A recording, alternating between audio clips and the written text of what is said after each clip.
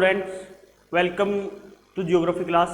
मैं विजेंद्र सिंह आज आपको जियोग्राफी क्लास के अंदर जो इसका परिचय है जियोग्राफी का उसके बारे में बताऊंगा भी अपने जियोग्राफी जो है वो क्यों रखनी चाहिए या किस लिए रखनी चाहिए। देखिए, हम जो हैं या जो इंसान है, मानव है, वो क्या है, इस भूमि से जुड़ा हुआ है किसी ना किसी रूप में। आपने देखा होगा हम अपने घरों पर हर एक चीज का उपयोग करते हैं, वो चीज जो है वो जियोग्राफी में आती है।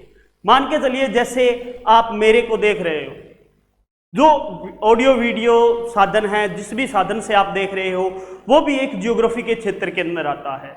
ट्रांसपोर्ट का आ जाता है वो, ठीक है। इसके अलावा जैसे ये व्हाइट बोर्ड है, ये भी एक क्या है, जियोग्राफी के अंदर मैटर है। ये एक पेन जो है जिसका यूज हो रहा है, ये भी एक जियोग्राफी का मैटर है। अपने घर पर कोई स्टूल है, चेयर है, पंखा है, जो भी चीजें अपने यूज हो रही हैं। इसके अलावा आप क्या है, अपने आसपास में जैसे कोई भूमि देखते हो, कोई किसी प्रकार की कृषि देखते हो, जल स्रोत देखते हो, परिवहन के साधन देखते हो, तो वो सारे के सारे क्या हैं, वो जियोग्राफी है। यानी एक प्रकार से वो क्या है, जियोग्राफी है। यानी इतना आसान एक विषय जिसके बारे में अपने जान सकते हैं, यानी जिसके अंदर अपने आप को हम महसूस कर सकते हैं, अपने आप को जोड़कर उसके अंदर देख सकते हैं। यानी इंसान जो है उसके बारे में, उसकी गतिविधियों के बारे में, भाई वो किस प्रकार से गतिविधियां करता है, इस पृथ्वी का निर्माण कैसे हुआ जिस पे हम रह रहे हैं, उसके बारे में जानना, देखिए कितनी बड़ी रुचि है। यानी उसके बारे में जानेंगे जिस पृथ्वी पे हम रह रहे हैं, जिसका आज तक हमने इतने खुलकर अध्ययन नहीं किया। वो अध्ययन अपना जो है वो किस में होगा, आपका जियोग्राफी में होगा। जियोग्राफी में यानी आपका जो ये भूगोल जो है इस विषय में होगा। इस विषय के अंदर आप जानोगे उसके बारे में, भाई मनुष्य की उत्पत्ति कैसे हुई, मनुष्य ने अपने पास में जो उसका वातावरण है, पर्यावरण है, प्रकृति है, उसके साथ किस प्रकार से सामंजस्य बैठाया है, अपने आप को किस प्रकार विकास की गति में लेके आया, पृथ्वी पर जो चीजें बनी वो कैसे बनी, पर्वत, पठार, पेड़ पौधे जो हैं उनका जन्म कैसे हुआ, मनुष्य कैसे आया, सूक्ष्म जीव कैसे बने। तो ये देखिए कितनी बड़ी नॉलेज जो है वो आपको इस सब्जेक्ट से मिलती है। यानी इतना रुचिकर जो है ये एक विषय है जिसके अंदर मनुष्य अगर पढ़े तो अपने आप को भूल जाता है। यानी इस प्रकार का ये विषय है, इसकी रुचि ही इतनी है। यानी जब भी कोई चीज के बारे में जानेंगे ना तो आपको इंटरेस्ट पैदा होगा, ज्यादा से ज्यादा जानने की जरूरत होगी। अब रात को जैसे बच्चे होते थे तब सोते थे तो अपने ये देखते थे तारे, भी तारे जो हैं वो कैसे चमक रहे हैं आसमान में, देखते हैं ना, भी तारे जो हैं वो आसमान में कैसे चमक रहे हैं। ये देखो वो चलने वाला तारा आ गया, ये वो तारा आ गया, वो तारा टूट गया, तो अपने देखिए वहां पर इंटरेस्ट पैदा होता है। तो ये जो ब्रह्मांड है, ये आकाश है, पृथ्वी है, तो इनके बारे में अपने जो ज्ञान है उस ज्ञान के अंदर अभिवृद्धि करने में भूगोल विषय जो है वो अपने लिए सहायक होता है। अब बात करते हैं अपने भूगोल विषय के, या भूगोल जो शब्द है इसकी उत्पत्ति के बारे में। देखिए भूगोल को इंग्लिश में जियोग्राफी कहते हैं, ठीक है। जियोग्राफी जो वर्ड है या जियोग्राफी जो शब्द है, ये जो वर्ड है ये ग्रीक भाषा के, यानी ग्रीक लैंग्वेज, ग्रीक भाषा के दो मूल शब्दों से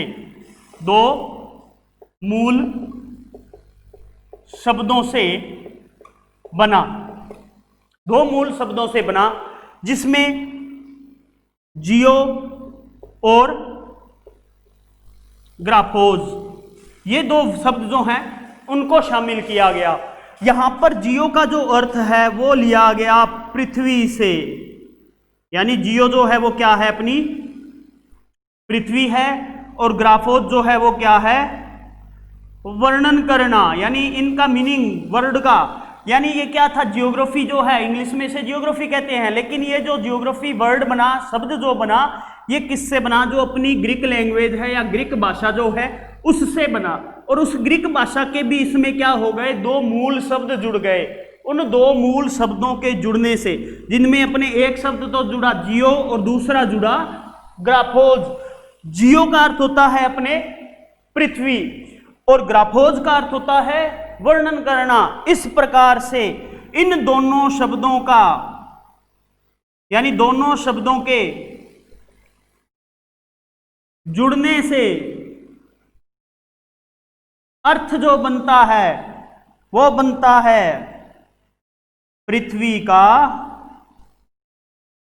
वर्णन करना। यानी क्या करते हैं अपने ज्योग्राफी में, पृथ्वी का वर्णन करते हैं, जिस पृथ्वी पे अपने रह रहे हैं उस पृथ्वी का वर्णन करना। तो देखिए कितनी बड़ी उपलब्धि है भाई, जहां हम निवास करते हैं, जिस क्षेत्र में रह रहे हैं उन क्षेत्रों के बारे में अपने ज्ञान की अभिवृद्धि होगी।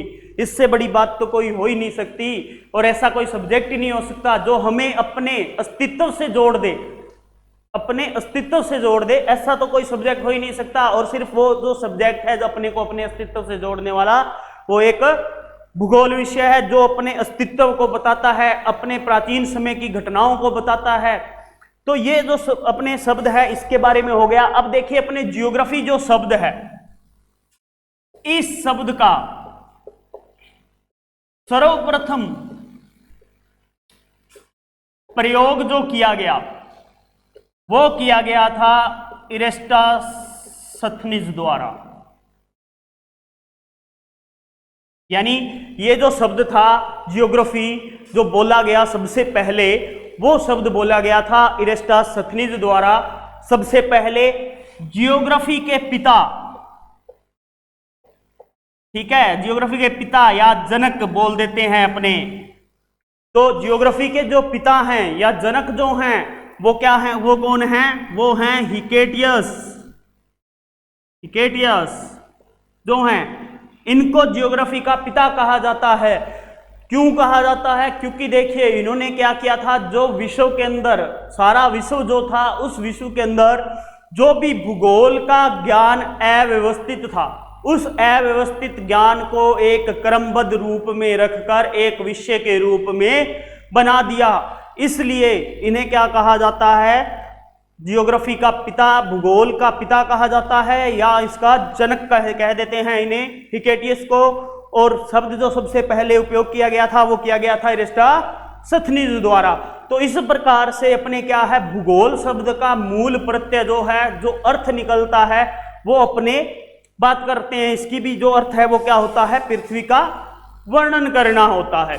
तो इस प्रकार से क्या है, अपने जो जियोग्राफी है उसके बारे में ज्यादा से ज्यादा अपने जान सकते हैं।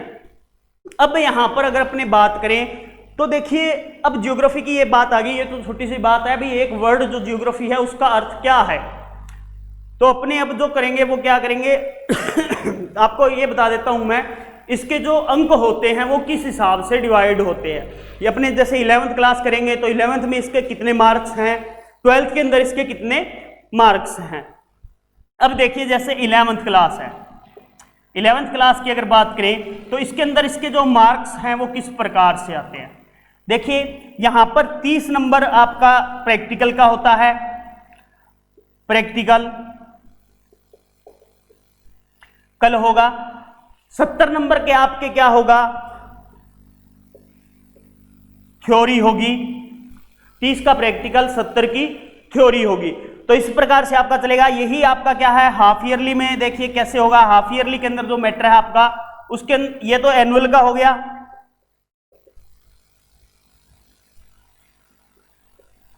एनुअल एग्जाम, वार्षिक परीक्षा। हाफ ईयरली के अंदर देखिए आपका क्या होगा, 30 नंबर का प्रैक्टिकल, 30 का प्रैक्टिकल और 40 नंबर का आपका रिटन, और 30 नंबर जो है आपके वो आपके 3 जो टेस्ट होते हैं यानी एफए, आपके जो एफए होते हैं 30 नंबर के वो होते हैं हाफ ईयरली तक, इतना मैटर होता है। और एनुअल एग्जाम के अंदर आपका 70 नंबर की थ्योरी और 30 नंबर का प्रैक्टिकल होता है 11th क्लास के अंदर। इसके बाद अपने बात करते हैं 12th क्लास की। तो 12th में देखिए इसके जो नंबर है उसका डिवाइडेशन किस प्रकार से है या डिवाइड किस प्रकार से किए गए हैं 12th के जो मार्क्स हैं वो। तो 12th के मार्क्स की अगर बात करें अपने मार्क्स, तो 12th के जो मार्क्स हैं उनकी अगर बात की जाए तो 12th के अंदर देखिए आपका क्या होता है, 30 नंबर का प्रैक्टिकल,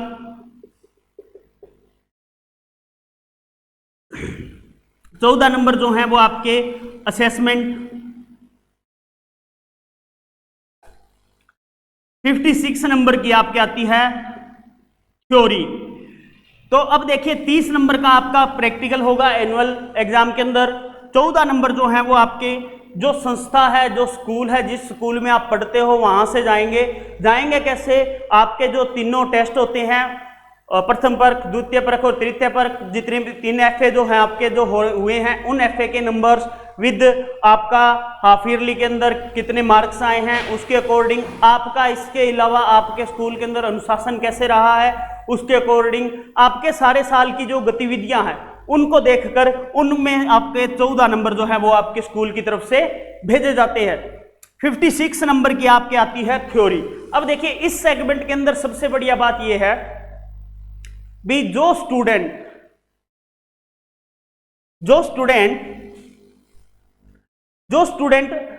बिल्कुल ही वीक होते हैं यानी कमजोर होते हैं, अपने ये कह सकते हैं भी जिन स्टूडेंट्स को बहुत कम लिखना आता है या बिल्कुल ही वो पढ़ते नहीं हैं, उन स्टूडेंट्स के लिए तो बहुत ही अच्छी बात है इसमें, लेकिन पढ़ने वालों के लिए भी अच्छी बात है।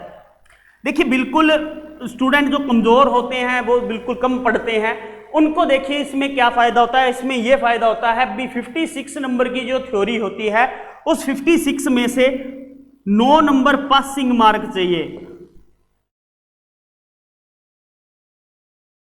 पासिंग मार्क्स जो है सिर्फ 9 चाहिए, किनको? जो बिल्कुल ही वीक स्टूडेंट होते हैं, कमजोर बच्चे होते हैं, उनके लिए। अब देखिए ये ऐसा सब्जेक्ट है जिसके अंदर 100 नंबर आते हैं, 100 नंबर यानी 100, 99, 98, 97 इसके समथिंग भी नंबर जो है वो आते हैं, और ये पिछले 2-3 सालों के अंदर रिकॉर्ड भी रहा है। यहाँ पे भी 99 जो है, 98 है, 97 है, इनकी बहुत ज्यादा मात्रा जो है वो बढ़ी है नंबरों की। अब देखिए इसमें अगर आप थोड़ी सी मेहनत करते हो विषय के अंदर तो आप इतने नंबर अचीव कर सकते हो। एक मीडियम बच्चे की बात करें, यानी ये तो इंटेलिजेंट, जो बहुत ज्यादा इंटेलिजेंट बच्चे होते हैं, जिनको मान के चलिए अभी एक बार पढ़ा और याद हो गया, हर चीज उनको समझ आ गई, उनके लिए ये बहुत बड़ी उपलब्धि है। आप हिस्ट्री रखिए, पोल साइंस रखिए, उसके साथ अगर आपका ये सब्जेक्ट है तो आपके परसेंट जो है वो इंक्रीज होंगे, बहुत ज्यादा इंक्रीज होंगे, बहुत ज्यादा इसका फायदा मिलेगा आपको।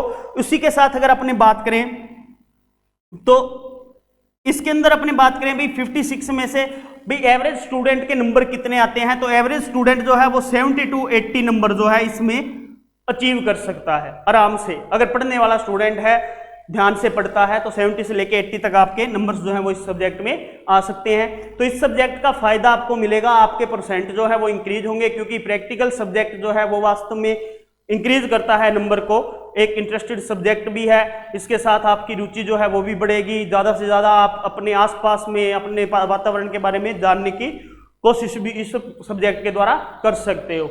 Thank you.